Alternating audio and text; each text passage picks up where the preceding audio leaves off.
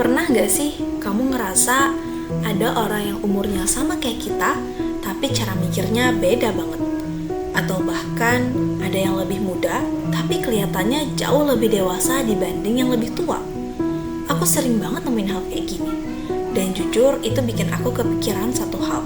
Sebenarnya kedewasaan itu beneran soal umur gak sih?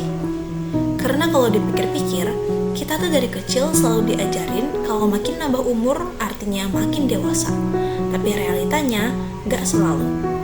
Aku sering dengar cerita teman-temanku ngeliat gimana cara mereka menghadapi masalah, dan responnya bisa beda banget. Padahal ya umurnya sama. Dan dari situ aku mulai sadar, mungkin selama ini kita terlalu menyederhanakan arti dewasa. Kita kira kedewasaan itu datang otomatis seiring waktu.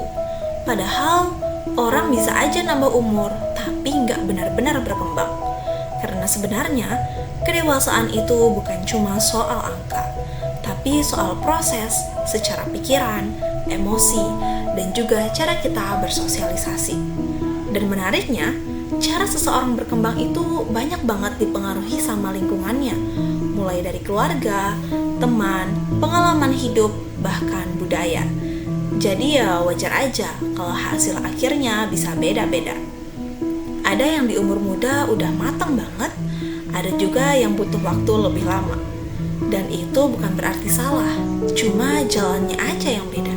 Nah, salah satu hal yang sering banget jadi pembeda itu kematangan sosial.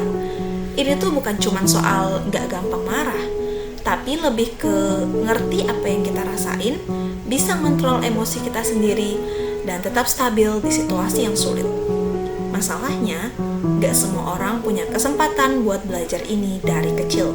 Ada yang punya luka dari masa lalu, yang kadang masih kebawa sampai sekarang, dan itu bisa banget ngaruh ke cara mereka bereaksi hari ini.